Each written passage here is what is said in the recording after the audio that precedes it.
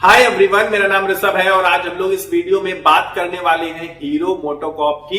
यानी कि इस कंपनी के बारे में अगर आप हिस्ट्री उठाकर देखिए तो कंपनी पहले हीरो होंडा नाम से जानी जाती थी, जो कि पहली मोटरसाइकिल मैन्युफैक्चरर कंपनी थी हमारे भारत देश की। 1984 में स्टेबल होती है और इसके बाद 2011 में अलग होके बन जाती है हीरो मोटोकॉर्प, जिसकी अगर हम मार्केट कैप की बात करें तो मार्केट कैप है 77,000 करोड़ रुपीस का, जबकि इसका करंट प्राइस इस समय पर 3828 रुपीस पर ट्रेड करते हुए आपको नजर आएगा। अब अगर हम इसके 52 वीक हाई और 52 वीक लो की बात करें तो 52 वीक हाई है 6,246 रुपीस का, इसने 52 वीक हाई बनाया है, जबकि 52 वीक लो के बहुत नजदीक खड़ी है 3,758 इसका 52 वीक लो है। अपने 52 वीक लो के बहुत नजदीक आके खड़ी है, इसी वजह से इसके ऊपर बात करना ज्यादा जरूरी हो जाता है। इसी वजह से ये वीडियो आप देख पा रहे हैं, मैं इस वजह से ये वीडियो बना रहा हूं। तो आगे बता देता हूं आपको स्टॉक के पीई के बारे में कि पीई जानना क्यों जरूरी है, ये भी बता देता हूं। वैल्यूएशंस कंपनी के महंगे हैं, सस्ते हैं, कैसे हैं, उसके बेसिस पर तो हम पैसा लगाएंगे ना। अगर सस्ते दामों पर मिल रही तो बिल्कुल लगाना चाहिए और अगर महंगे दामों पर मिल रही तो नहीं लगाना चाहिए। तो स्टॉक का जो पीई है वो है 18.5 का, और अगर हम लोग इसके इंडस्ट्री के पीई की बात करें तो वो है 20.6 का, यानी कि इंडस्ट्री पीई थोड़ा सा ज्यादा है और ये इस स्टॉक का पीई थोड़ा सस्ता है, यानी कि थोड़े तो सस्ते दामों पर मिल रही है कंपैरेटिवली अपने इंडस्ट्री के पीई से। बाकी आपको बता देता हूं मैं इसकी बुक वैल्यू के बारे में, तो बुक वैल्यू है 950 रुपीस की, डिविडेंड यील्ड है 3.5%, यानी कि ठीक ठाक सा डिविडेंड प्रोवाइड करती है। आरओई की बात करें तो वो है 22% का आरओई है, जो कि बहुत अच्छा मानता हूं मैं। 22% बहुत ज्यादा बहुत अच्छा होता है।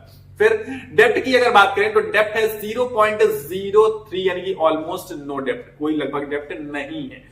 इसके बाद अगर हम लोग इसके कॉम्पिटिटर्स की बात करें, पीयर्स की बात करें, जो इसके मतलब कंपटीशन में है कंपनियां, उनमें जैसे कि आप पाएंगे कि टीवीएस मोटर्स है, ओला इलेक्ट्रिक है, मतलब और भी जो भी बाइक्स और स्कूटीज वगैरह बनाती हैं कंपनियां, तो उनका आप वैल्यूएशन कंपैरेटिवली तो महंगा ही है। मान लीजिए आप पाइए, उठा के देख लीजिए, जाके आप टीवीएस का देख लीजिए, ओला इलेक्ट्रिक का देख लीजिए, जो भी मैंने नाम लिए हैं, या दूसरी कंपनियां देख लीजिए, क्योंकि एवरेज निकल कर रहा है ना इंडस्ट्री का 20.6, तो इन सबके वैल्यूएशन बहुत ज्यादा पाएंगे आप कंपैरेटिवली हीरो मोटोकॉर्प से। तो ये अपने पीयर से, अपने कॉम्पिटिटर से सस्ते पीई पर ट्रेड कर रहा है हाल फिलहाल, आप ये देख सकते हैं। आगे बता देता हूं आपको क्वार्टरली रिजल्ट्स के बारे में कि रिजल्ट्स आने तो जरूरी है, रिजल्ट्स का इंपैक्ट बहुत बड़ा पड़ता है स्टॉक प्राइस पर। ऑल्दो इस समय जो गिरावट है शायद उसकी वजह से इसमें गिरावट आई है, लेकिन फिर भी रिजल्ट्स भी बहुत मायने रखते हैं किसी भी कंपनी के लिए। तो क्वार्टरली रिजल्ट्स की बात करें तो रेवेन्यू इसका जनरेट हुआ था 10,566 करोड़ का, जो कि क्वार्टर ऑन क्वार्टर बेसिस पर अगर हम देखेंगे तो गिरावट थी, जबकि ईयर ऑन ईयर बेसिस पर रेवेन्यू में जंप था। अब अगर हम प्रॉफिट की बात करें तो 1108 करोड़ रुपीस का प्रॉफिट था।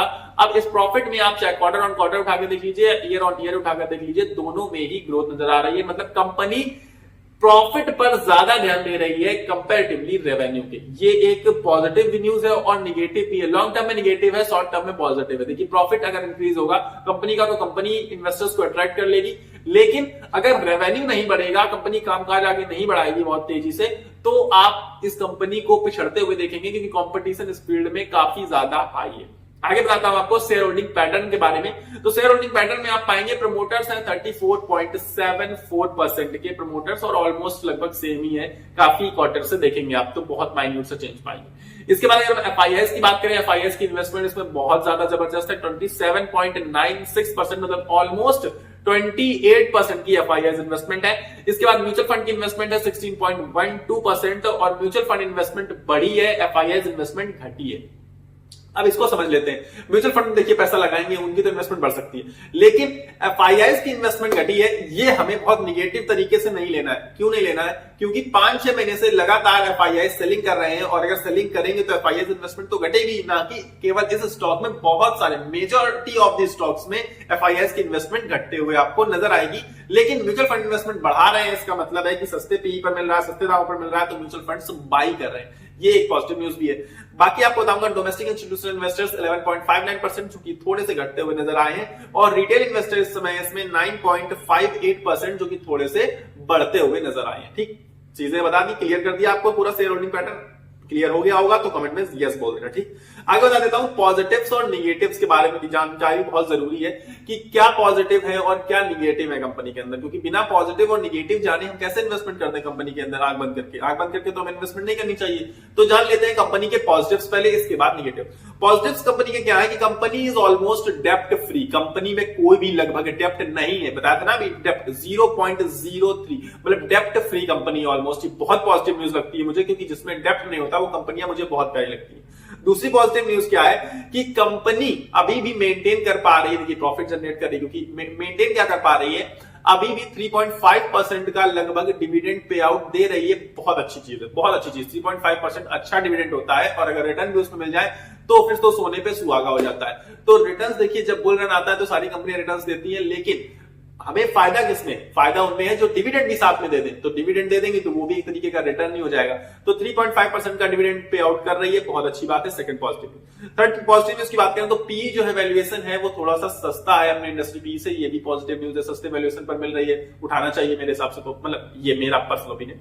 बाकी फोर्थ बात करें अगर हम लोग तो 39% डिस्काउंट प्राइस पर मिल रही है, यानी कि अपने ऑल टाइम हाई से 39% टूट चुका है शेयर, 39% नीचे प्राइस पर मिल रहा है।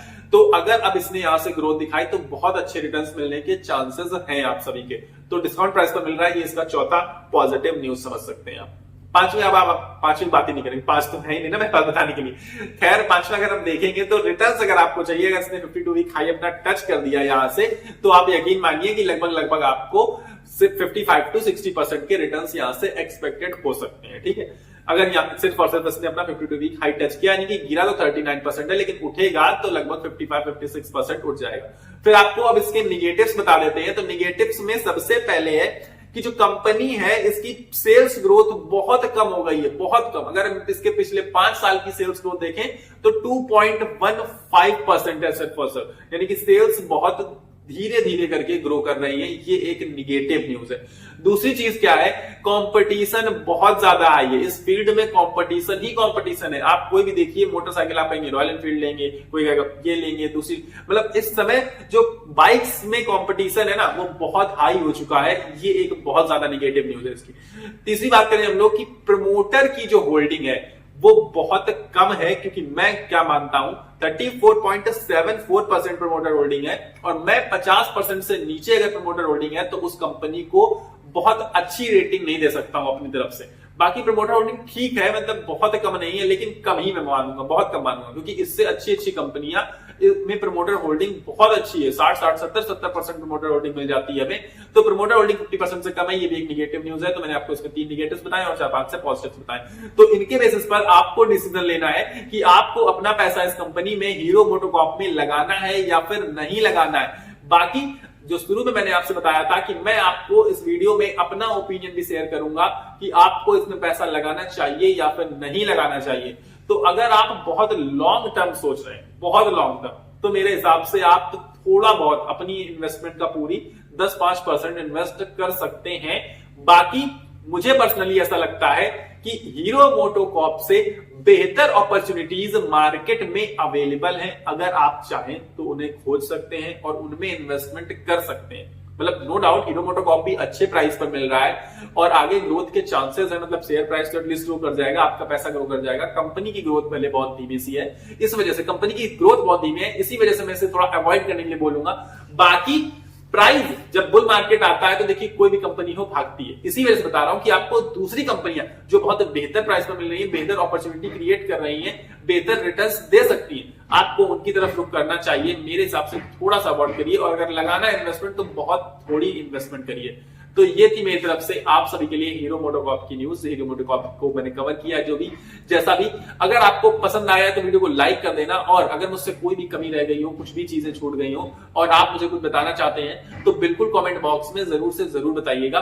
फिलहाल वीडियो को आपको लाइक करके जाना है और चैनल को सब्सक्राइब करके मेरे साथ जुड़ जाना है, ताकि मेरे थ्रू आपको नेक्स्ट वीडियोस, अगले वीडियोस और कंटेंट मिलता रहे। तो सब्सक्राइब का बटन नीचे आ रहा होगा, उसको दबा लीजिए और मेरे साथ जुड़ जाइए। अब मिलेंगे अगले वीडियो में, तब तक के लिए आपको अपनी सेहत का ख्याल रखना है। स्वस्थ रहिए, मस्त रहिए।